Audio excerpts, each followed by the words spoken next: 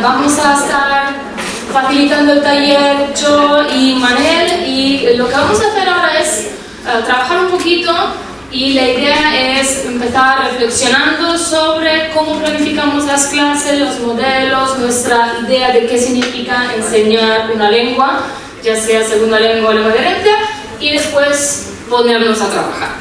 Y queremos que salgáis de aquí con un plan de clase medio montado. Entonces, sí.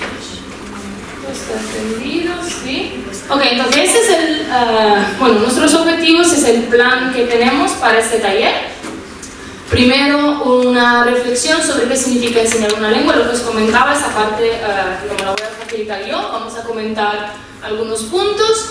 Vamos a revisar muy brevemente algunos modelos que posiblemente conocéis de enseñanza. Tenemos gramática, traducción, test, enseñar test, presentación, práctica, producción.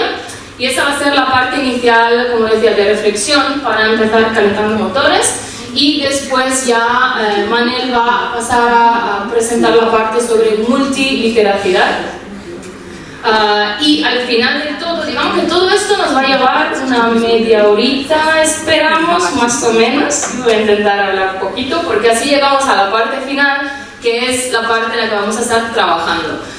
Y vamos a utilizar ese handout que tenéis en la carpeta, que nos va a servir como guía, y trabajaremos en grupos, etcétera, compartiremos algunas ideas, y con eso vamos a llegar hasta la hora de la comida, del almuerzo. Ok. Entonces, si estamos todos listos, ¿empezamos? ¿Sí? ¿Todos listos? Ok, perfecto. Entonces, lo primero es una reflexión de grupo. Y vamos a utilizar una herramienta tecnológica que, si no la conocéis, también la podéis utilizar en vuestras clases, que es Poll Everywhere. Y es una manera para, digamos, captar ideas, opiniones, etcétera, de la clase, y que aparezcan en nuestro PowerPoint ya presentadas. Entonces, me gustaría que trabajarais con las personas que están sentadas en vuestra mesa para empezar a reflexionar sobre qué significa enseñar una lengua, una segunda lengua, una lengua de herencia. Y de manera particular nos interesa que reflexionéis sobre esas palabras clave que hemos puesto aquí. El rol del profesor, el rol del estudiante, y cómo han ido cambiando, variedades de la lengua, los recursos que tenemos a disposición, qué es lo que hacemos, y finalmente los hablantes. ¿Quiénes son los hablantes de la lengua? ¿En qué hablantes estamos pensando? Entonces, primero lo vamos comentando en pequeños grupos, y después podemos ir a ese enlace. Tenemos diferentes opciones y mandamos nuestras palabras claves, y vamos a ver una nube de palabras que se va a formar en la pantalla con las contribuciones de todo, y a partir de ahí lo vamos comentando. ¿Ok? Entonces, de momento simplemente estamos comentando en grupo, y después podemos ir a ese enlace que hemos sacado Manel y yo, sobre los que, digamos, valdría la pena reflexionar o considerar, y muchos de ellos han aparecido en esa nube de palabras que hemos creado entre todos. Entonces, en la enseñanza de lenguas hemos pasado de un modelo de monolingüismo, ¿okay?, a un modelo que presta más atención al multi-, pluri- y translingüismo. ¿Okay? Entonces, hemos tenido ese cambio en los últimos años. Hemos pasado de un modelo de hablante nativo monolingüe a un hablante intercultural. Entonces, ya no estamos pensando en ese hablante nativo monolingüe como el ideal, lo que queremos que nuestros estudiantes alcancen. ¿Okay? Hemos pasado de una atención a las estructuras de la lengua y un enfoque principalmente gramatical y formal, a pensar más en cómo los estudiantes pueden usar la lengua para fines comunicativos, y qué estrategias pueden utilizar para comunicarse en la lengua. En cuanto al rol del profesor, bueno, aquí hay algunas ideas que van relacionadas, que son estas dos. Entonces, hemos pasado de un modelo en el que el profesor es el experto que tiene todo el conocimiento y se lo transmite al estudiante que no tiene nada de conocimiento, y ese es un modelo, se conoce como el banking model, Y hemos pasado a un modelo en el que el profesor es facilitador, como muchos habían indicado en la nube de palabras, que ayuda y guía al estudiante. Y el estudiante, otra vez, no tenemos esa idea del estudiante como alguien sin experiencia, sin conocimiento, sino un agente social que utiliza la lengua para comunicarse, para participar. El hablante también es un mediador, es decir, que en el momento que dominamos diferentes lenguas, diferentes culturas, también sabemos navegar en este ámbito y podemos incluso colaborar con otros para ayudarles a tener acceso a esas lenguas, a esas culturas. Me enseño dos a la vez. Prestamos atención a diferentes variedades, no solamente las variedades más prestigiosas, que era lo que solíamos hacer hace unos años, digamos, un modelo más tradicional, y como estamos viendo hoy, justamente, la tecnología, cuando pensamos en recursos para el aula, la tecnología es algo que ya está presente y digamos cada vez más normalizado. Y justamente en todos los talleres que tenemos aquí hoy, pues vamos a estar manejando mucha tecnología. Okay, entonces, esa es nuestra reflexión inicial, simplemente para que estemos todos on the same page y ver cómo nuestra manera, la de los profesores, la de los investigadores, en cuanto a la enseñanza de lengua, pues ha ido cambiando un poquito. Okay? Ahora, cuando llevamos al aula, tenemos diferentes opciones para que todo eso se materialice, se haga realidad. Okay? Y existen diferentes modelos en cuanto a enseñanza de segunda lenguas o lenguas de herencia. No vamos a verlos todos, evidentemente, pero vamos a estar comentando brevemente algunos modelos que posiblemente todos aquí habéis utilizado de una manera u otra, antes de pasar a ver el modelo de multiliteracidad, que es el con el que vamos a estar trabajando en la parte más práctica. Los tres modelos que tenemos aquí son el de gramática y traducción, que ya el nombre un poco nos dice de qué va. Test, enseñar test, que también es bastante explícito, y presentación, práctica, producción.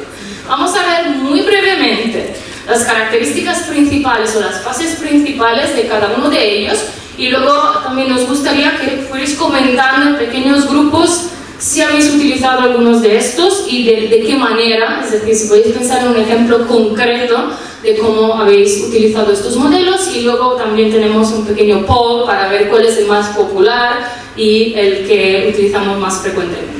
Entonces, en cuanto al primero, a ver si funciona, ahora sí.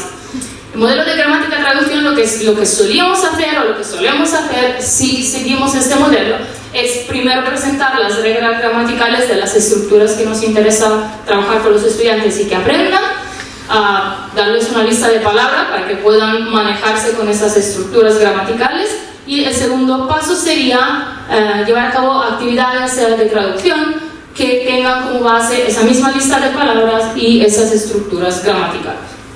Okay, ese sería el primer modelo de enseñanza de lengua.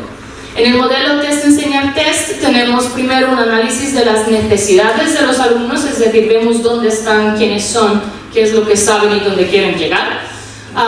Enseñanza de estructuras de la lengua que seleccionamos en función de las necesidades de los alumnos. Y finalmente tenemos una fase de evaluación para ver si efectivamente hemos conseguido que los alumnos aprendieran esas estructuras. Y finalmente tenemos el tercer modelo de presentación, práctica, producción. Aquí lo que hacemos al principio es elicitar o modelar las estructuras de la lengua que queremos trabajar. Okay, eso puede ser a través de textos, de videos, etc. En la segunda fase tendríamos actividades de práctica controlada, centrándonos en esas estructuras, y finalmente una práctica libre para que los estudiantes puedan comunicarse otra vez, si quieren, porque es práctica libre, recurriendo a esas mismas estructuras. ¿Okay? Voy a dejar esto aquí, os voy a dar unos minutos para que sigáis hablando con los compañeros de mesa. Solo añadir dos cositas. Sí. La primera es que en todos ellos, en todos esos modelos de planificación, la presentación de esas reglas o el análisis de necesidades lo puede realizar el instructor o nos puede venir dado por la institución en la que trabajamos o por el libro de texto que usamos. Y la segunda cosita de tipo logístico es que el PowerPoint lo vamos a poner también como parte de los materiales. Sí, todo. todo lo vais a tener. Así que no tenéis que sacar fotos porque vais a tener todos los PowerPoints, todos los materiales.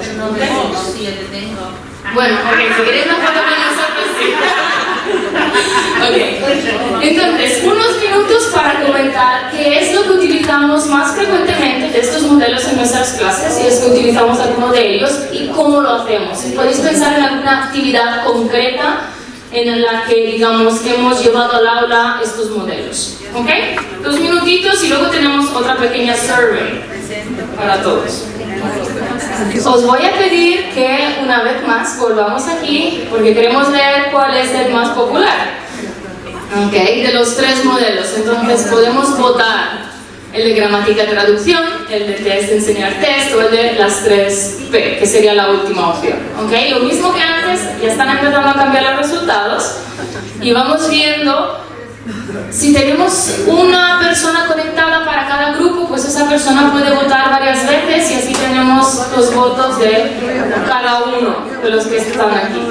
Presentación, práctica, producción es el modelo de planificación que generalmente se ha relacionado con el enfoque comunicativo, ¿no? Desde los finales de los años 70 hasta el presente, y que de una manera u otra pues ha ido entrando en nuestra manera de trabajar.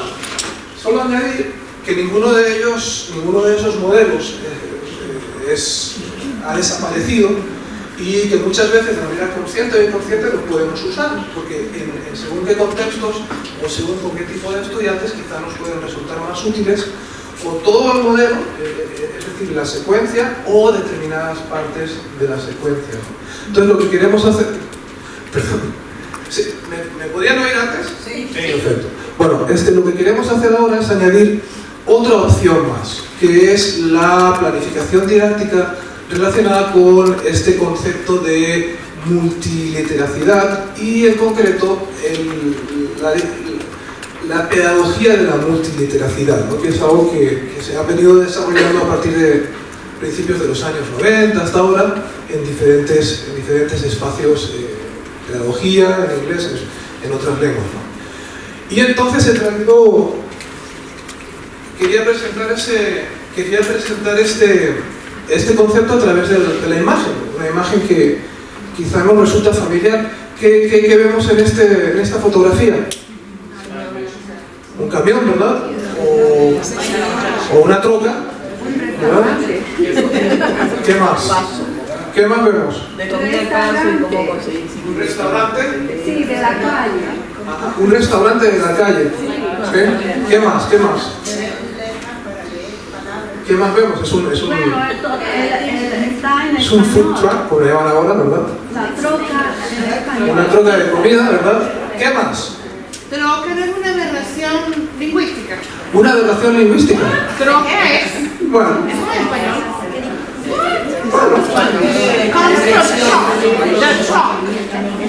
Eso es un buen punto.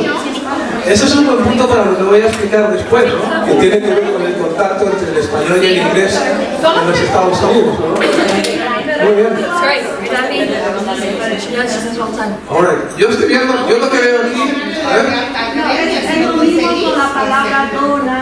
A ver. La palabra dona que la inventaron aquí, por dona. Muy bien. Sí, troca viene de... A mí me parece que esa palabra es un préstamo lingüístico. No aberración.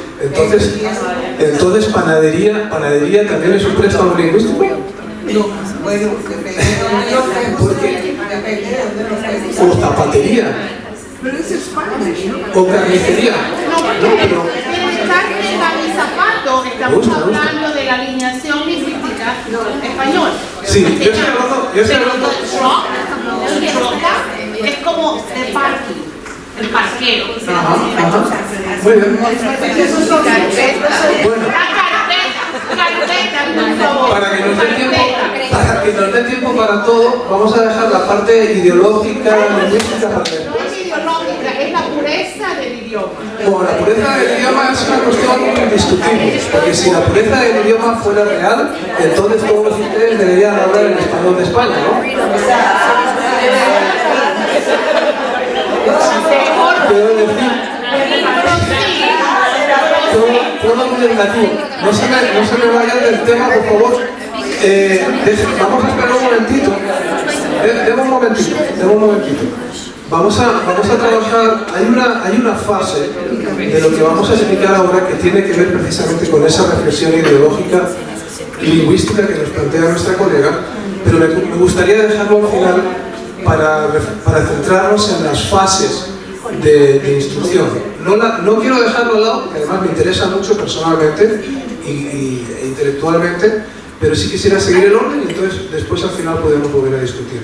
La pregunta original era ¿qué es La pregunta original es ¿qué vemos en la foto? Yo quería mencionar, y lo estaba comentando aquí en la mesa, que es una camioneta que está en una tecnología avanzada porque tiene paneles solares, que es lo que me estoy fijando. No lo obvio, sino es una camioneta, camión, furgoneta, furgón grande, troca, etcétera, que vende pupusas, ¿verdad?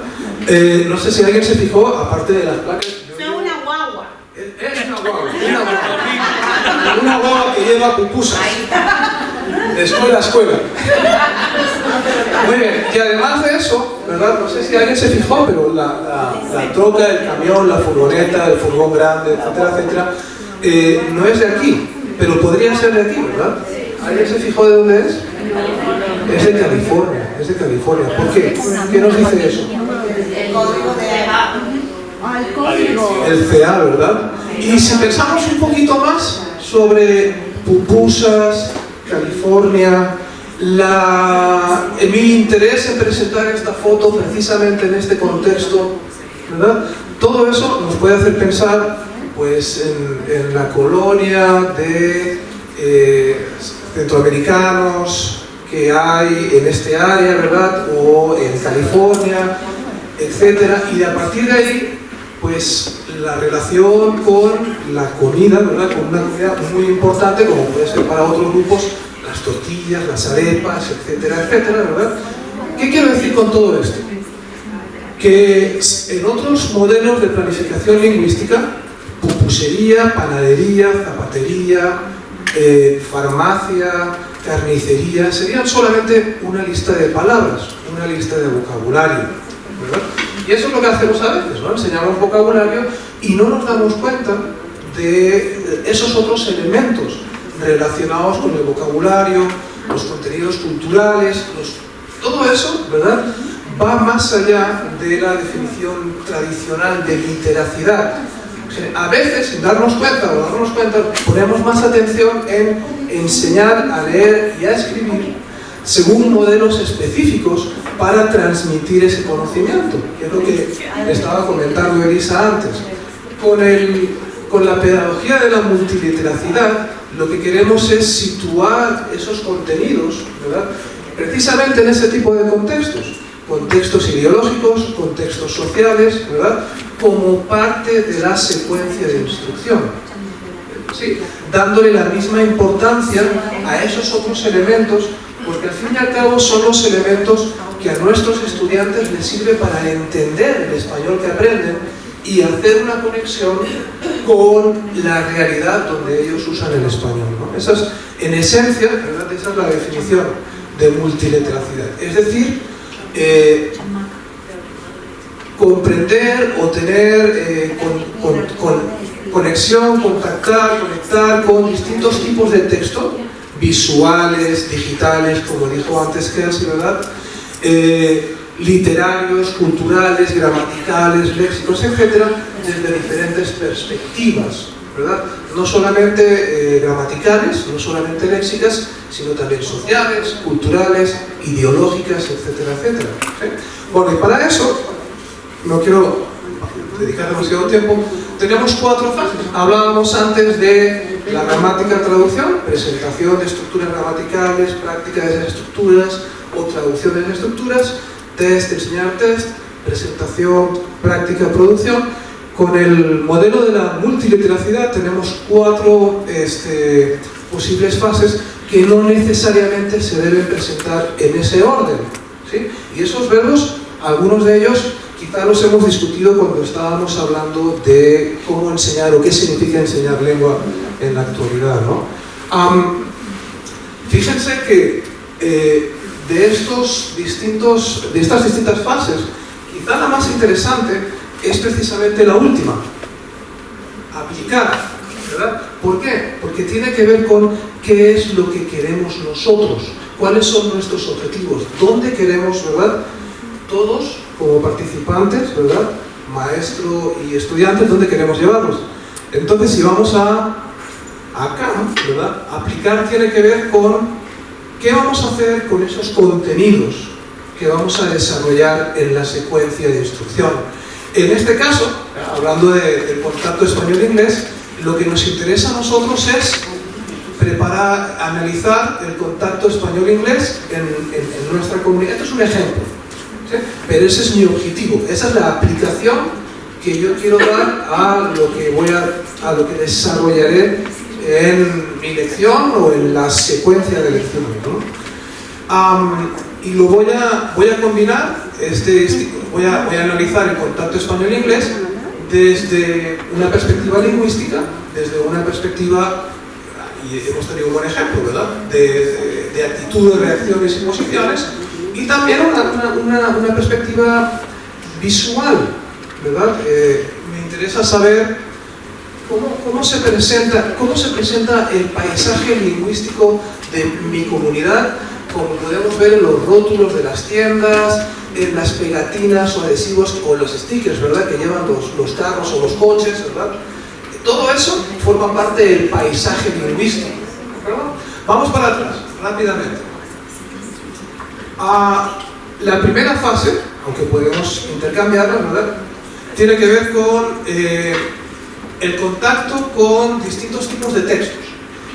Distintos tipos de textos visuales, literarios, periodísticos, etcétera, etcétera. ¿De acuerdo? Todo eso para situarnos, ¿verdad?, y para formular hipótesis, inferencias o predicciones. Nuestro tema es el contacto entre español e inglés, nuestro ejemplo para esta sesión, ¿no? Entonces, a partir de aquí, por ejemplo, yo les puedo presentar a mis estudiantes, les puedo presentar un vídeo del cual vamos a ver un trocito, y a partir del visionado vamos a trabajar con estas posibles opciones.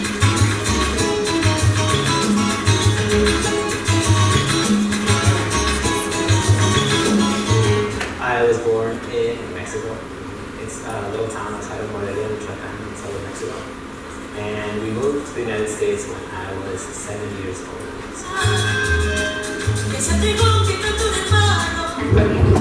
Antonia here. It's in English, right? I was born and raised in Phoenix, Arizona, from Mexican immigrant parents. I actually grew up in Mexicali, and that's where I learned English. I went to a private school when I was little, so I started when I was 4 in preschool.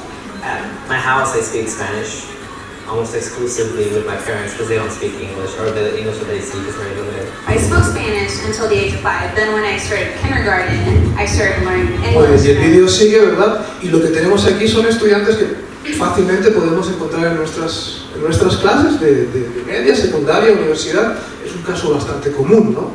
Esto nos da como el fundamento para entonces pasar a una de dos, o a la conceptualización, es decir, de manera más consciente y de manera más sistemática, presentar o reflexionar, ¿verdad?, sobre los contenidos lingüísticos que nos interesan sobre el contacto entre español e inglés, o los contenidos culturales o los contenidos comunicativos. No son exclusivos, ¿sí? Estamos incorporando diferentes perspectivas.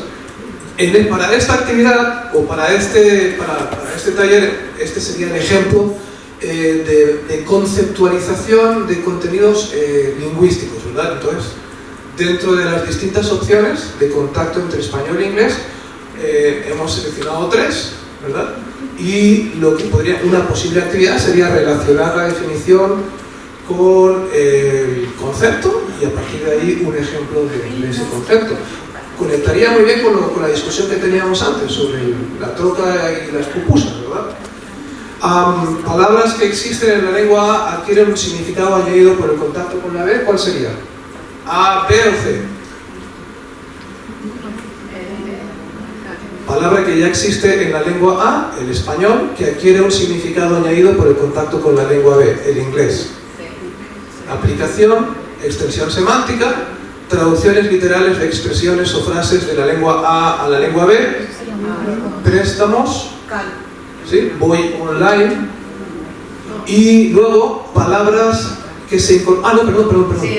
Sí, me equivoqué. Sí. Traducciones literarias de expresiones o frases, calco, llamar para atrás, y palabras que se incorporan en la lengua B, adaptadas o no por contacto con la lengua A, con la lengua B, online, y otros muchísimos ejemplos que conocemos. Entonces, hemos pasado de un primer contacto donde estos chicos nos explican cómo usan el español en casa, quién lo usa, de qué manera se usa, etcétera, a algo un poquito más formal, y a partir de ahí lo que hacemos es extender esa conceptualización a un análisis de otros ejemplos, otras opciones de contacto español-inglés en la comunidad donde reside nuestro... que puede ser una comunidad física, puede ser una comunidad próxima o puede ser una comunidad virtual, ¿sí? Más allá.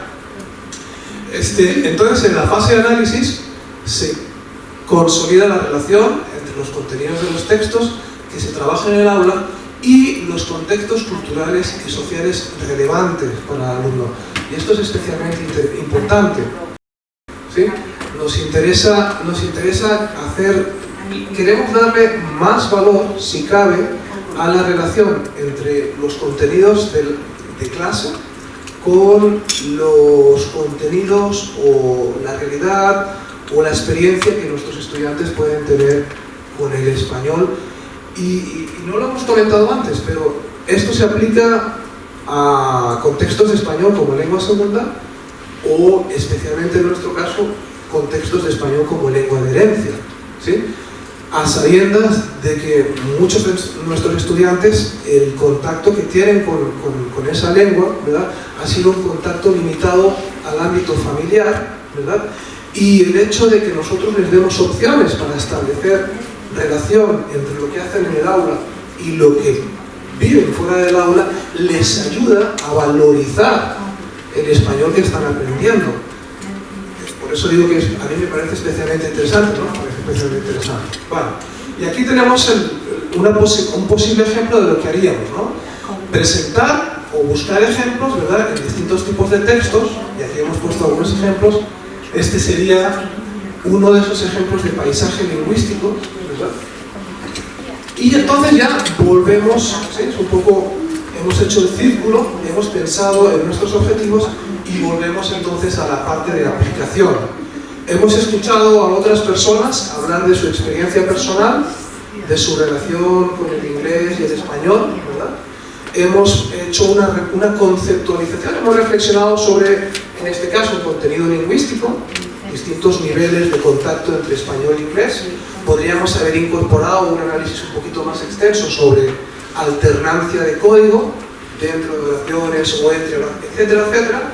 O podríamos habernos enfocado en cuestiones literarias, como los textos de Gloria Calzúa u otros, ¿verdad? O podríamos haber pensado en cuestiones culturales. Diferentes opciones. Lo importante es saber dónde queremos llegar, ¿verdad? Dónde queremos llegar como grupo. ¿Estamos bien? Sí, ¿me explico? Ni la mejor ni la peor, una opción más, pero una opción que a Elisa y a mí nos parece especialmente relevante, ¿verdad?, para el contexto del español como lengua de herencia, porque con esa pedagogía de la multiliteracidad nos permite situar, entre comillas, ¿verdad?, situar los textos con los que trabajamos, situarlos en relación con la experiencia y los intereses de nuestros estudiantes, ¿no? Entonces ahí tenemos las cuatro fases que hemos dicho. Primero hemos dicho que vamos de atrás hacia adelante, de Backward Design, ¿verdad?, o el Learning by Design, ¿no? Son todos estos conceptos que quizá ya hemos discutido en otros contextos, ¿verdad? Y a partir de ahí experimentar, conceptualizar, analizar o analizar, experimentar, conceptualizar o conceptualizar, sí, no tenemos por qué seguir un orden específico. Y a partir de ahí les pedimos a cada grupo, antes, ¿verdad? Y sé que es muy poco tiempo, que hicieran una pequeña reflexión, un pequeño esbozo o borrador de lo que podría ser un plan a partir de este modelo. ¿Estamos listos? Le voy a pedir a un representante, una representante de cada grupo que lo presente, ¿verdad? Que explique pues, qué es lo que han hecho, ¿verdad? Cuál es el tema, etcétera, etcétera. Y lo pueden hacer en español, en inglés, en spanglish o lo que sea. Pero se adaptó a primer grado. Y en primer grado decidimos usar la manera en que los niños descubren los atributos que hacen las figuras geométricas de tercera dimensión. Entonces decidimos usar cognados, las palabras, ahí somos escuela bilingüe, enseñamos en inglés y en español. Decidimos usar los cognados de las figuras que tienen el similar en inglés y en español y ver cómo están los acentos en las figuras geométricas de figuras planas. Y luego tener muchas actividades manuales para que los niños puedan usar las figuras para poder formar las figuras de tercera dimensión y también ver en nuestras comunidades, en nuestras casas, en la escuela, todas las figuras que tenemos y decir en la escuela la lata de habichuelas está hecha de un cilindro y el cilindro está hecho de un rectángulo y 2 círculos. Entonces darles la experiencia de lo que tienen en la casa y el vocabulario que usan en la casa para poder traerlo al colegio igual. Ya está llegando. Súper. Muchas gracias.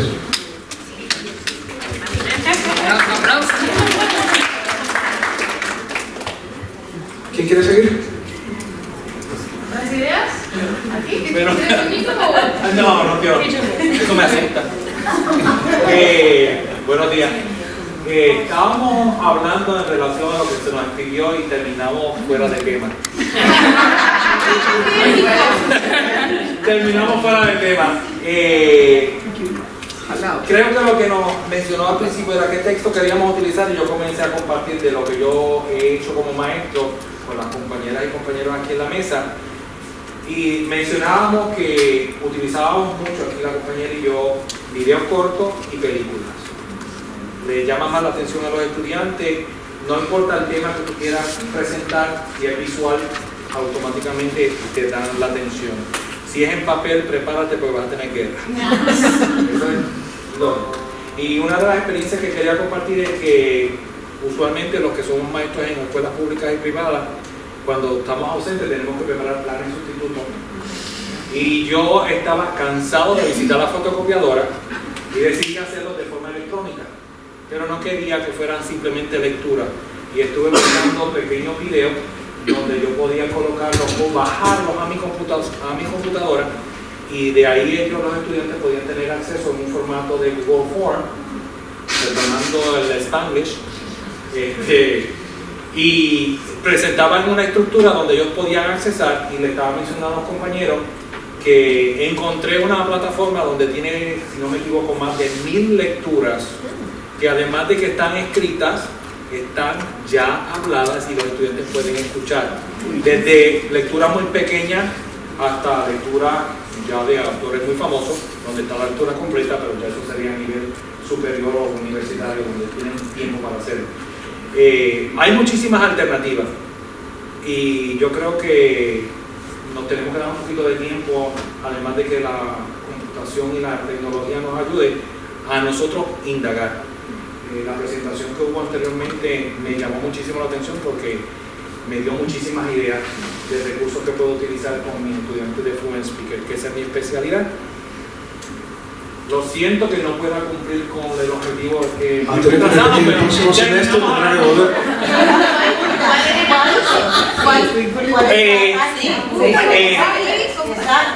Yo, aquí en el Padlet que en utilizamos para hacer okay, lo voy a hacer. De todas formas, yo tengo... De todas formas, perdona José que te interrumpa, de todas formas, no nos olvidemos de que a las 3:30 tenemos ese rato de poner cosas aquí.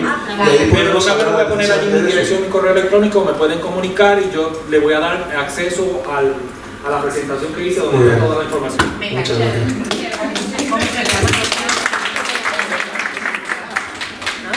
¿Quién quiere seguir?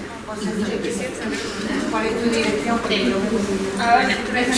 Por orden. Hola. Empezamos con el tema de la canción Ojalá que llueva café, un poco de la economía, problemas en los países, y más o menos decidimos que los chicos iban a crear sus propios discursos como su plataforma política, como candidatos políticos que quieren mejorar su país. Entonces, como ejemplos, otros ejemplos de tratar de ver discursos famosos o discursos actuales de diferentes países, y también ver estructuras y gramática que se requiere para persuadir. Y lo otro que dijimos fue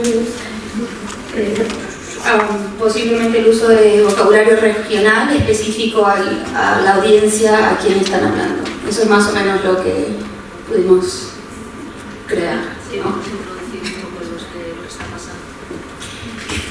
Hola, queremos introducir también lo que está pasando hoy en día con, bueno, Nicaragua, Venezuela, esos tipos de discursos. Bueno, España tiene la voz. Bueno, en fin, hay discursos. Hay ejemplos actuales, obviamente. Muchas gracias. Gracias. Un aplauso. ¿Hay más?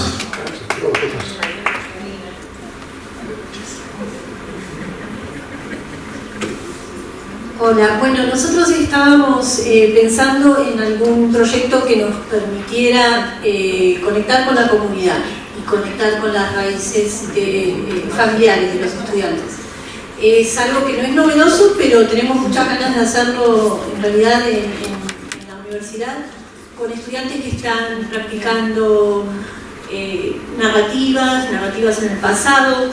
Entonces la idea sería que ellos piensen en cuentos, en historias que les han contado de niños, y que hagan ebooks que podrían estar en los dos idiomas, en inglés y en español, muy simples, como libros para niños pequeñitos, y compartirlos con escuelas donde haya estudiantes de English as a Second Language, y donde estemos contribuyendo no solo a desarrollar cualquiera de los dos idiomas, el español o el inglés, sino a conectar a los heritage speakers más adultos con los niños de las escuelas, un poco también como role models, ¿no? Yo estoy viendo algunas herramientas para crear estos ebooks, y la verdad son muy fáciles de usar, se pueden usar en la escuela primaria también, y se puede grabar voz, se puede también permitir que el estudiante o las maestras que lo están usando muestren diversos acentos, diversas estructuras idiomáticas, justamente lo que decíamos, ¿no? Bueno, ¿qué vocabulario estamos usando? Para los estudiantes de la universidad, estar conscientes de cuál es su audiencia. Estos niños que van a leer estos cuentos, ¿de qué cultura son? ¿De qué región son? Entonces, según eso, ¿qué tipo de vocabulario vamos a elegir o no? Y bueno, la riqueza que te permite un libro, ¿no? Lo visual, lo auditivo, el texto en sí. Así que bueno, acá estamos súper entusiasmados, ahora lo que vamos a hacer, así que vamos a hacer contacto con alguna de las escuelas.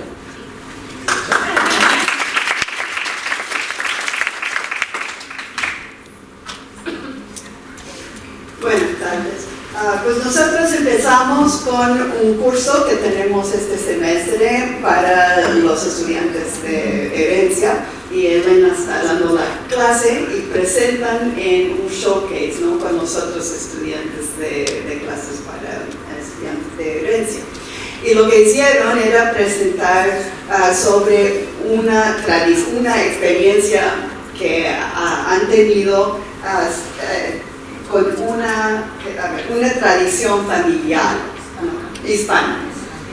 Y tenían que haber experimentado esta tradición para poder explicarlo bien al grupo. Así que era una presentación, el objetivo final, pero también se podría pedirles que escriban, por ejemplo, recetas de las comidas para compartir con otras clases, otros chicos, o que escriban historias orales, ¿no?, para poner en una revista del departamento o en la página web de la universidad. Así que esa es la parte final, pero ya para intentar de usar el modelo que Manel y Alisa nos están enseñando, pues fuimos atrás, ¿no?, para preparar eso, empezando con videos o fotos de tradiciones en otros países latinos o hablando a un profesor de sus propias experiencias de una tradición de su familia, y luego para conceptualizarlo, pues en cuanto a los elementos comunicativos hay la necesidad de describir, la necesidad de evaluar y aún de comparar, así que varias funciones que pueden hacer, y de vocabulario, como ustedes mencionaron, vocabulario regional, podrían también hablar del rol de la familia, quién hizo qué en cuanto a la preparación del evento, y para analizar, pues los estudiantes presentan sus propias experiencias y al final, como dije, para aplicarlo, comparten recetas o historias orales. ¿Quieres añadir algo? La única cosa es decir que este es al nivel universitario. Por ejemplo, tenemos los pequeños, los de middle school, esto es de nivel universitario. Pero está perfecto, porque siempre se combinan las distintos niveles.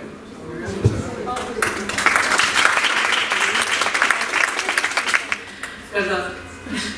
Olvidamos decir también que en la presentación final ante los otros estudiantes de herencia también crea comunidad. Es un poco la idea de la identidad y la comunidad. Gracias.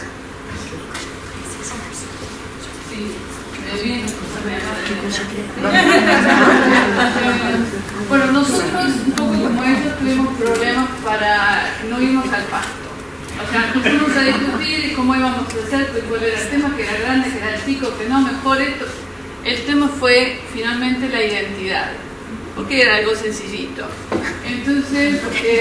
entre comillas. Entre comillas. Entonces decidimos que íbamos a hacer la identidad y tuvimos un segundo nivel de discusiones y de no ponernos de acuerdo en para qué era. Entonces dijimos, bueno, una de las posturas y uno de los problemas es que tenemos diferentes poblaciones, atendemos diferentes poblaciones y diferentes niveles. Entonces estamos en high school y tenemos middle school. Y tenemos el problema de que atendemos poblaciones, por un lado algunos más heterogéneas y por otro lado poblaciones que son muy homogéneas y que son, tienen una idea cuando hablamos de identidad de que ser hispano latino es yo y nada más. Entonces, perdón por mi yo, pero bueno, se me sale argentino. Está muy bien. Finalmente dijimos, bueno, ¿cuál es el objetivo? El objetivo final de esto, o sea, ¿para qué estamos haciendo este proyecto? ¿Para qué estamos explorando el tema de la identidad? Entonces, una de las cosas era ver que la identidad es múltiple y que hay otros más que, bueno, en mi grupo somos todos salvadoreños. Entonces, en edad dice, bueno, vamos a hablar de la mexicanidad. Yo decía, bueno, todavía no sabemos quiénes somos nosotros, vamos a empezar a hacer con quiénes otros. Pero finalmente, con mucho empuje, decidimos que lo que vamos a hacer era, empezando con cortos, yo uso muchísimos cortos. Para mí, como él, la parte visual es fundamental porque les da una comprensión de un fenómeno mucho más abarcativo que tirarles un texto y decir lea. Entonces, empezando con distintos textos, pero básicamente con un corto, con música, con acceso a artículos periodísticos, distintos tipos de fuentes, bueno, crear como un conjunto de elementos que fueran definiendo una identidad con participación de los estudiantes y del grupo que estamos atendiendo. y elegir una persona, en este caso era Chávez, pero el bueno, y César. y después, bueno, a través de eso decir, bueno, ¿para qué lo hacemos? Para que estamos en alguna medida buttressing, ayudando lo que los chicos que son recién llegados, que no conocen muchas de las cosas que pasan en los Estados Unidos y que no tienen conocimiento de la historia americana, que puedan decir, bueno, en historia de décimo, cuando hablan de todas esas reformas, de todos esos contenidos, ellos ya tienen en una lengua que dominan, porque muchos de estos chicos son recién llegados y no hablan inglés, en una lengua que ellos dominan ya tienen el conocimiento del tema y les resulta mucho más accesible. En realidad lo que estaríamos haciendo como cuál es el propósito de esto, más allá de explorar la cuestión de la identidad y explorar las cuestiones que tienen que ver con nuestro idioma común, consolidarlos a ellos como estudiantes dentro de un sistema que les va a exigir el conocimiento de historias y tradiciones que son ajenas, que de alguna forma también como que juega a favor de la identidad, ¿no? Porque uno siempre se define vis a vis a alguien extra. Así que bueno, como nos fuimos un poco al pasto, no llegamos a armar mucho, pero esto es lo que la idea es buenísima. Muy bien, ya terminamos. 2 minutitos, terminamos con el último grupo. ¿Sí? Gracias. Bueno, elegimos, yo tengo que hacer una unidad acerca de la migración que vamos a empezar. Entonces decidimos ellas me ayudaron con eso. Mi propósito es tener mis alumnos hablar al final acerca de su experiencia con inmigración personal o en sus familias. Entonces van a hacer una presentación y me gusta esa idea de un showcase. Entonces yo creo que quizá vamos a la biblioteca o algo para hacer eso. Para empezar, yo voy a invitar a unas personas, venir a mis salones de clase a hablar acerca de sus experiencias. Voy a buscar unos videos. Estábamos hablando de cuentos y poemas. A mis alumnos les encanta la poesía, no sé por qué. No, porque uso poesía bastante en mi salón de clase. Entonces vamos a usar todo eso, vamos a incorporar pretérito y imperfecto porque les cuesta usar eso, especialmente escrito con el pretérito, y luego quizás hablar de lo que comparar esa experiencia de inmigración a lo que están haciendo ahora y luego hablando de sus planes para el futuro, porque quiero que enfoquen en pensar en un futuro, no solamente lo que estoy haciendo hoy. ¿Y ya? Okay.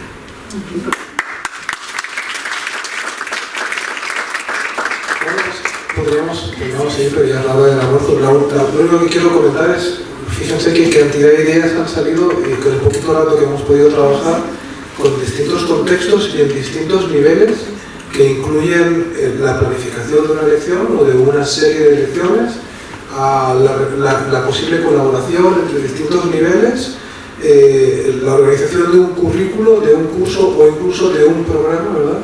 Se pueden hacer muchas cosas de algo que en realidad ya inconscientemente hacemos, ¿no? Que es siempre intentar hacer que ese español que enseñamos en la clase sea lo más real posible para el contexto de nuestros estudiantes, ¿no?